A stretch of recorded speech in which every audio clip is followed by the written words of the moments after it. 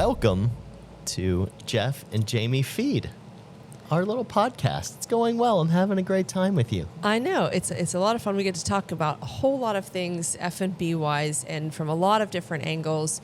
And today, actually, it's just the two of us getting to talk. That's always fun. I love talking.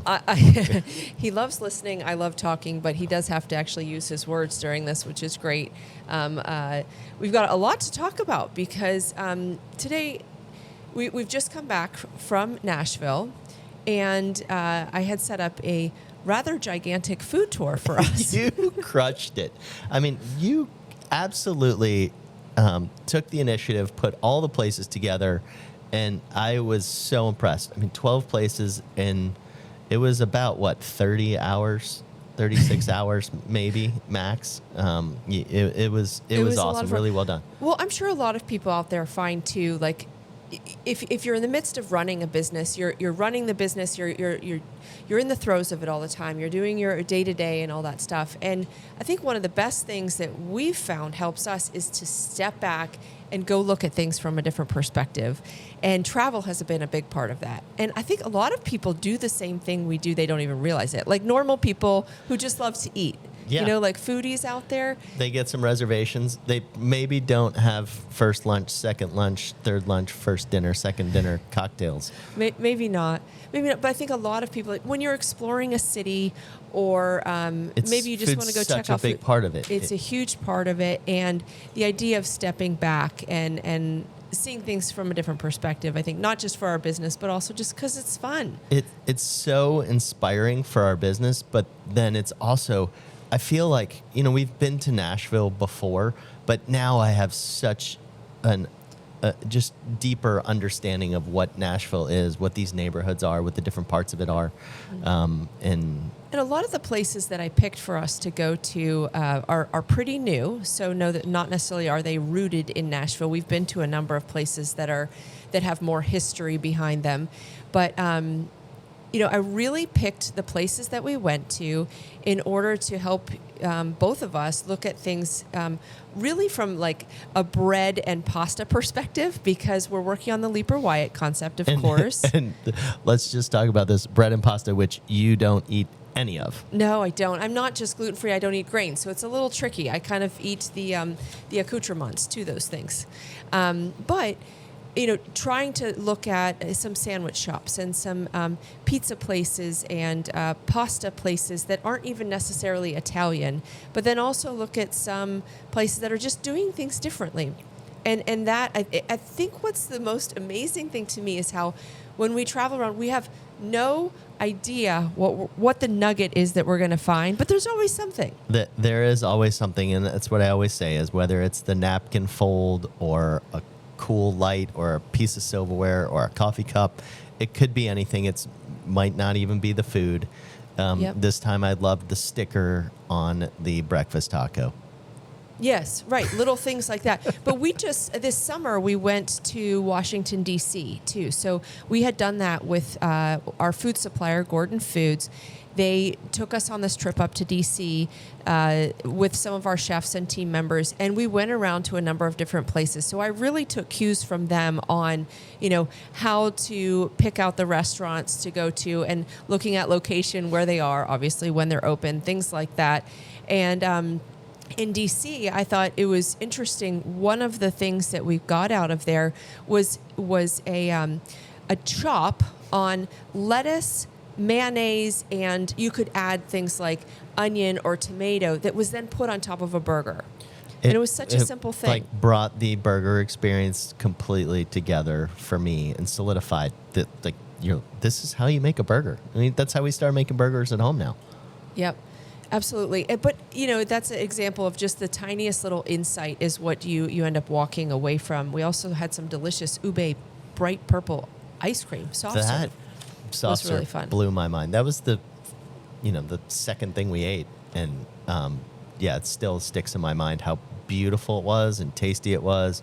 Homemade soft serve, it's awesome. That's a thing. I like it. It's awesome. So what if I got one of those the commercial soft serve machines for the house? We're not getting one for the house, fridge. Jeff. We're not getting one for the house. Okay. No. I tried. I tried, everyone. Kids, I tried. Okay, so Nashville was on our list to go check out because we were there for Thanksgiving. But also, Nashville was a part of the new Michelin guide for the American South. So when we went to Greenville to celebrate 3 of our restaurants getting selected to be on the Michelin guide as recommended restaurants, Ever Andalo, Haberdish, and Supperland, all 3 of those are on there.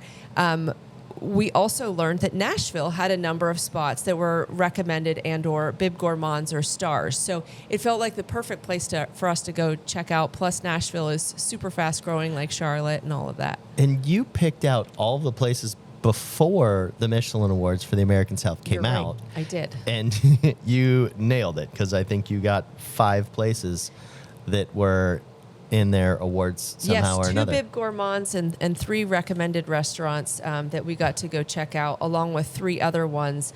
And I would as well. I would say for people that don't know what a Bib Gourmand is, it's for a place that's not quite as expensive as a Michelin starred place. It's a little more approachable, and maybe not a place. I think they define it as a place that a starred place is a place you're going to for your anniversary or your birthday or to celebrate. And the price point is just higher. The price point's there. And a Bib Gourmand is just kind of one step below that and casual. And those are our jams. Like we really love the Bib Gourmand. So I would just say to people, don't overlook the Bib Gourmand. We eat a lot of them in Europe when we're traveling as well. They're awesome to look at for lunch. And also great places if you have children with you, or if you just want a meal where you're not like everything is catered to at like that 1-star level. It's just a little bit more relaxed, and that can be really beautiful dining. Every meal, especially with kids, shouldn't necessarily be a price fix and chef tasting menus. Yep. So when I picked out these places, I was really looking for inspiration for the Leaper Wyatt concept because we're going to be milling our own grains. It's an old grocery store building. We're going to be doing a lot of breads and pastas and so forth. So a lot of these places fit that. But also it's the idea of just like being open to, okay, how is Nashville doing food? How are new restaurants that are just coming out doing their food? And just kind of diving into it in that way. But I thought it was really interesting. I think we both felt this, that we went to 12 spots overall. I've only listed several of them here for you to remember, but there were 12 spots. And just how restaurants within a city influence one another. And I think maybe Charlotte's getting caught in that too, where, we just visit, Paul Manley's restaurants and John Dressler's restaurants and Andreas Keffer's and Joe Kindred's. And so we all are visiting each other's restaurants and maybe creating a restaurant culture here that we don't even realize. Yeah. Because we saw that in Nashville. There were definitely trends and feelings and that you got from all the places. There were a few things that I noticed. On the table, many of the places that we went to had a little canister with the spoons and forks, and one had scissors or a spatula or things like that. They just kind of mise en place a table with a tub, not a tub, but a round cylinder usually full clay. of all the most of them were made out of clay, but that was sitting at the table. That's not. We don't see that in Charlotte, really. No, I mean we have a jar at Haberdish, but it's a little mason jar.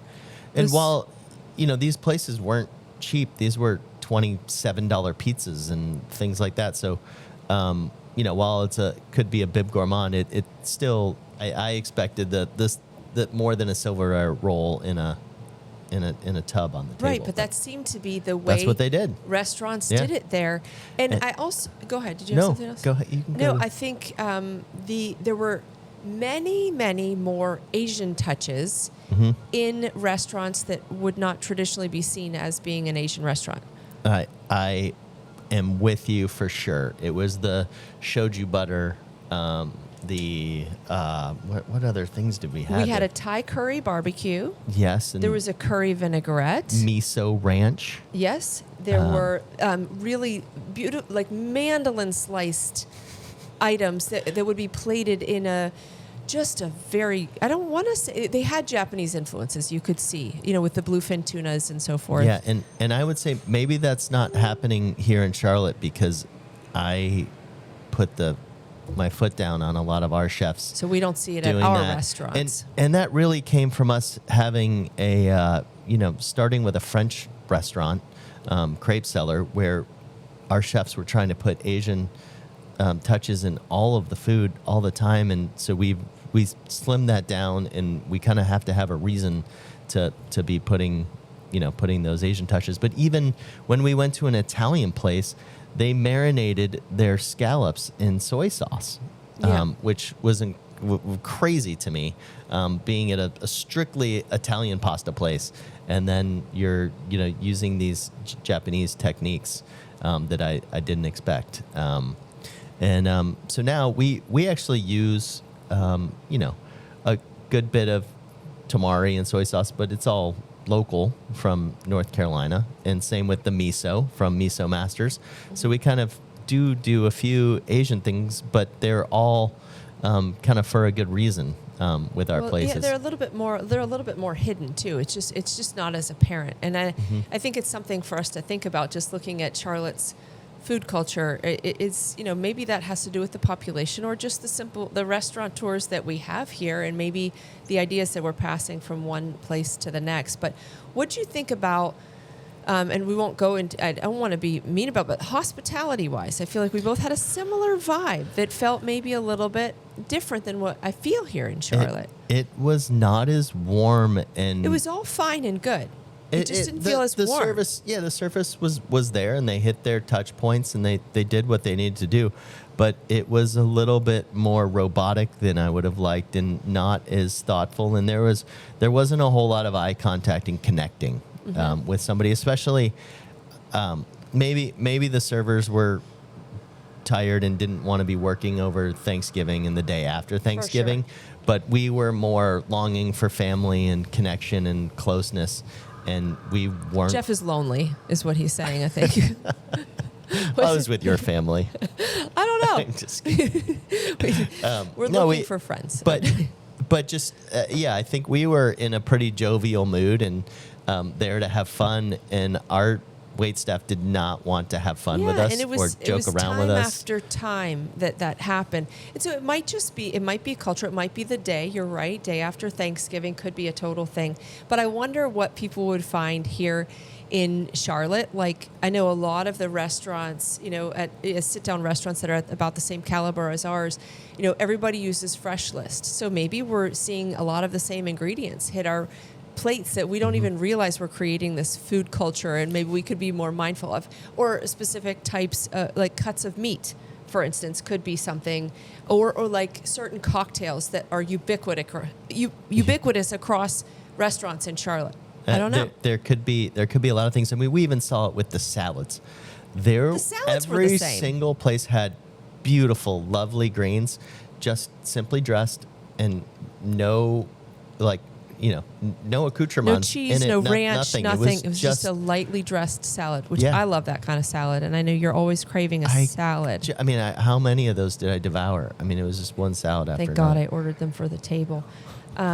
But we had some food tweaks that when we visited these places that we thought we could make things better. One of them was our sausage that we are serving at, which they're slightly different, but at Supperland for the brunch, and then also over at Alleluia Hall too. Oh yeah, we had a lovely homemade sausage, and it was more just visually, just trying to make them visually better and bigger, and with More a little more appetizing shape, and yeah. Yeah, for sure. So that was one that I found. It's kind of an actionable thing we could do. Another thing was we had some delicious gluten-free biscuits at that restaurant, Audrey. Audrey has those were some of the wonderful. best gluten-free biscuits. One of the first times that the butter flakiness and all the folds really showed up in a gluten-free biscuit. And I thought their gluten-free biscuits were made better with more care and technique than their regular biscuits. Interesting. And that's something that we can at least work on and see if it's something we can do, because I could see us potentially being able to maybe offer that at Haberdish if it makes sense, maybe offer that at Supperland as something we can even make and keep in a freezer, and for dinner service, if somebody can't eat the porridge bread because they eat gluten-free, the biscuits could be a good option bread-wise. Just something to look at. And the last one was the hash browns. This was also at Audrey. Yeah. Great brunch there, but we've been struggling making the hash browns at Leluya Hall and getting them to a consistent state. The shred on them were so thin but long and stringy.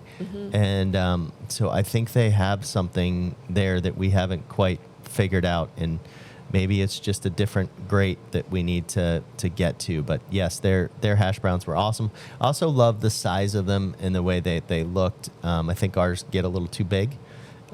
So I think that they served 3 of them in nice rounds. That might help with the cook too, the size of it, I the think center so. of it. That's our big, that has been our big issue. I think if we have an unlimited amount of time, we can make an incredible hash brown. But if we are trying to stick to a schedule and have them come out at the same time as the eggs and that kind of stuff, that's kind of where the pressure gets put on. And so we need to keep working on it and get better.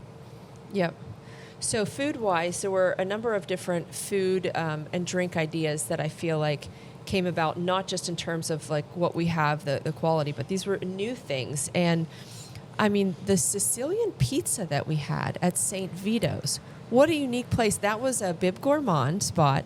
When we walked in, I couldn't believe how narrow it was. I was literally like, oh my gosh, good, this works, because we're dealing with that with our new project, the Leaper Wyatt project, where the space itself is going to be very narrow. And it was so nice to see that worked. And you get a sense of how much the bar goes into the space and takes over the space, dominates the space, but still enough room for a really comfortable banquet and just. But that focaccia. So this I didn't eat. This is Sicilian focacceria is basically what it is, and they take awesome focaccia bread and they turn it into a pizza, but they do it in a very special way with a lot of care and a lot of thought. And for us, I feel like the hard part of that restaurant is making incredible, awesome focaccia bread, which I don't know if you've ever had Everandolo's focaccia bread, is just as good, just as incredible. We do an awesome job. We add the sourdough into it. We do, kind of a long rest on the dough, and it has all of those same flavors. So I feel like that's the hard part, but then they make their pizzas just in a beautiful way where they do the whole square or rectangle of focaccia bread, or just little squares. Yeah, it was probably about 18 inches long of focaccia. for the table. And probably 5 inches high if you got like the pepperoni and then burrata opened up on top of it and it's then warmed. so beautiful because it has so much more height than a pizza has. And they also they put the sauce on top, and then they put every piece of pepperoni by hand, one at a time. They didn't lay any of them down. They fanned them out like a flower on top. And they had lovely breadcrumbs and cheese that they put on top, is like pecorino and breadcrumbs that they kind of put on top to finish it right before it goes out to the table, which just added a really nice texture. They had a wonderful cream sauce that they did for another one of their pizzas. So just really, really thoughtful. You could see why that place got a Bib Gourmand. Like why it's not recommended and why it's next level. Yep, and a lot of it's the processes of cooking. So, the way that you make your focaccia and the way that, they made homemade burrata or ricotta, things like that. That stuff really matters. And we do that, and we're really set up. And I truly came away from that place thinking, is this something we could try as a special at Everandolo? We have brilliant focaccia bread. Can we try that as a special there? Because the bread is made in advance, which we do already, make a beautiful Sicilian-style pizza on top of it and be able to warm it. One of the tricky things, we haven't been able to do pizza or anything like that at Everandolo because we don't have the type of oven in order to make a great pizza. Correct. You need like a 900-degree oven. We don't have that kind of cooking device. So, but this kind of pizza, they were cooking, I think it was 650 degrees is what I saw in their oven. Yeah, and I think that would cook just fine at 550 or 500. Right. So our commercial ovens are, can handle that kind of temperature. They just can't handle the 750 degrees with the stone floor. So. Yep. yeah, so I very much think we could do that, and I would love to challenge the team to start making some of those as a special. It's probably going to be a little much for us to do on a Friday or Saturday night, but Totally. we could start Tuesdays putting or some of brunch. those out on Tuesdays and having some fun with it for Yeah, sure. for sure. So here's another little food tidbit that we came across: the cream cheese spread on that sandwich that we had at Turkey and the Wolf. Yeah, Turkey and the Wolf, we had just a normal, what you think of as a normal Italian sandwich. Submarine. They also called it a submarine, as we were joking about that nobody uses that term anymore. And instead of putting cheese on there, they did some cream cheese and capers and herbs, and they just like kind of folded it all in and mixed it together and spread that on top. So it was really nice because it's a way to not have cheese on there and have some other topping and not have the mayonnaise either. So it was kind of just that cream cheese and all of those toppings kind of mixed in olives and all those wonderful things without mayonnaise. And then they just did olive oil on the lettuce and the kind of salamis and spicy meats you would expect in an Italian submarine. But I mean, to me, it's interesting because I know we're looking at developing some different sandwiches and so forth. And yeah, I would have assumed we'd use, provolone or cheddar or, some kind of cheese like that. But that can create a whole different sandwich if you have the cream cheese spread instead. And it's really interesting. And if we can have those more complex flavors in with the cream cheese, the capers, the onions or garlic or herbs or whatever it is that we go with, I feel like that's a really interesting way to spice up a sandwich. And that was another place you don't expect that had some Asian flavors right. thrown Yes. in. They had sweet potato waffle fries, and they mixed them with a curry vinaigrette. That's right. And that was their salad. Would we call that a salad? They called it a salad. They called it a waffle fry I was salad. calling it a salad as I was eating waffle Yes, fries. Jeff, again, too. craving his salads. It was a waffle fry salad, literally waffle fries with dressing on it. It was not a salad, Jeff. But yeah, definitely the Asian influences came out there again. Yep. One of my favorite ones was not necessarily inspiration for our restaurants, but inspiration for home cooking. What's that? That restaurant Curry Boys that we went to. Oh, yeah. I mean, that might have been my most delicious bite of the entire weekend. Now, I wasn't eating pizza, Yeah. so, I am, missing out on that. But it was such a unique combination. And I picked this place for two reasons. One, it was right across the street from one of the Bib Gourmand restaurants that we were visiting. But secondly, they mashed together two things that I had never thought about putting together. And that was like a southern smoked barbecue, both pork and brisket, and then curry. And they were using Thai curries and putting those two together and serving that on top of rice. And I just loved it. I really connected with the inspiration story for the restaurant when they were telling us. It was so real. Yeah.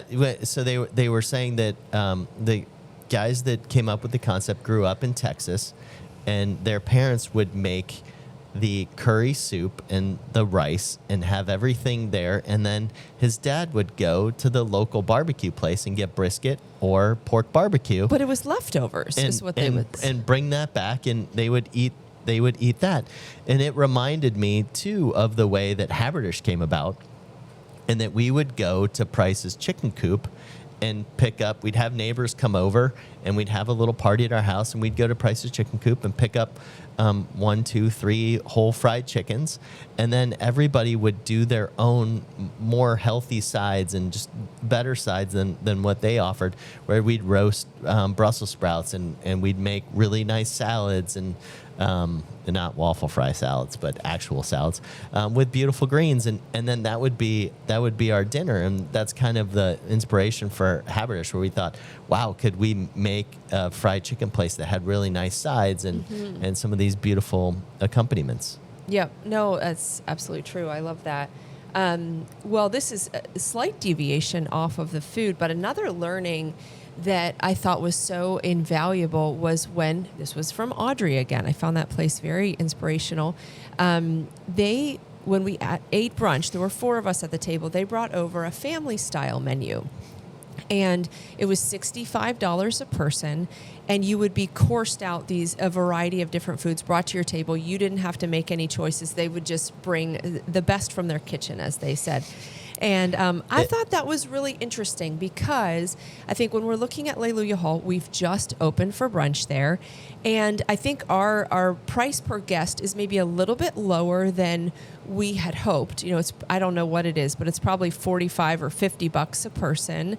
And it's very valuable to be able to increase that in any amount that we can. So if we could create a family style menu that would give people a lot of great offerings from our menu, from the raw bar and the snack section, and then entrees as well, have a beautiful brunch, and take away any, decisions people have to make, and know that you're given our best. So nice to just show up in the morning and just say, yeah, just give us the family style. And we couldn't do that because you don't eat grains, and Carrie has a restricted diet as well. And they didn't have really any options on their family style. So I would like to explore doing something like that, but giving a few options to help people work around some of those dietary restrictions, and have just a lovely, fun, stress-free meal where people just keep throwing food at you course after course. Yep. And sometimes when we're out and about checking out restaurants, we've talked a lot about what was valuable that we could bring home. But another thing is sometimes you learn what not to do. How about when it was really super cold and it's 4:50 and we show up early to our reservation? Yeah. And that was an interesting thing. And I know Jeff has talked about, he's probably going to put something out on our restaurant's all Slack channel. And that if it's cold outside and guests are waiting outside, just let them in. Let them just hang out. I know we got there 7 or 8 minutes before opening time, but they saw us freezing outside, the whole staff. And I know they had some computers to put away still and some things to pack up. But I think people that are cold would be very understanding of that and know that the restaurant doesn't open for 5 more minutes. But don't leave people out in the cold, guys. Just let them come in and just stand right near the host stand. They can huddle together there by the door and just say, hey, we just need to finish up getting ready. We don't open for 5 more minutes, but please come inside. Yeah. And it was the first cold day, but yeah, I think that's just something to keep in mind hospitality wise as we get into the winter. Yeah, that piece is actually why you're open and why people are coming, is that they can feel warm and welcome and enjoy food and drink, yes, but also have that warmth. And I think coming away from Nashville, I really feel like our team is on track and on pace to be, not just the best here, but in this whole region. I feel like the hospitality that our team provides is really excellent. And maybe it's because I love them and they're warm to me, but I feel that when I see them with other guests too. It feels warm. For sure. And I think all of Charlotte, we kind of want all of Charlotte to be the hospitality city. So yeah, I think, you and I do. We're going to put that out right now, right? We think Charlotte could be a city of hospitality. That is what we could be known for, is how warm and services. I feel that when I go to other people's restaurants exactly. too. The service here is special, and I think all the service workers, we do care as a group, not just our people, but we're going to make sure our people care and let people in early. I think one of the big things too that was very notable is how well our team here, and honestly I feel this at a lot of restaurants in Charlotte, how they serve guests with allergies. I've always felt welcomed and I'm easily able to find something to eat off a menu. But there was actually one restaurant that we ate in that I could only eat one dish, the salad, and that was a rarity for me. So I think I walked away from that feeling like we're doing a great job serving people with unique diets. They had gluten-free pasta on their menu, and they felt like, oh, that's enough. We have everybody covered. But I think they didn't really think through a little bit more of gluten and putting also glutens in marinades and those kind of things. It impacted my sister too, because she's a type 1 diabetic, and so she cannot eat a lot of carbs. And they didn't have any vegetables or anything on the sides other than one salad. They didn't have any meats. It was all pastas. And I think that made it tricky to dine out. So I love, the idea of having that more balanced menu and being able to serve people, even who are vegan, hey, we can make you vegetables off the grill. And that kind of hospitality is really something that we can do a great job It also made it difficult. I love having that coursed menu and really enjoying the night. But yeah, the way, not having sides, not having any meat courses or any of that, it really just made it a 2-course max meal. It's kind of like you're having your salad and then you're having your pasta and that was it. And so that was definitely a shortened meal. And I think they're leaving money on the table too because of it. Yeah, we would have. A lot of it. I would have bought an $85 steak if it was sitting there. And I would have bought another bottle of wine. Yeah. So. Well, it was great to pop through Nashville and get all those different insights and inspiration. And we'll be pulling some of these ideas into our restaurants, too, as we go forward, just to constantly stay fresh and offer better hospitality and new ideas in food and drink and so forth. So, and I guess I got to loosen up and let us get a few more Asian-inspired touches on our food. I think it could be fun at some places. I think there's some good spots there's places to do that. where it fits. Where it fits. So. I love it. Well, thank you all for joining us. Please like, subscribe, share. We'd love to hear from you too. And we'll see you next time.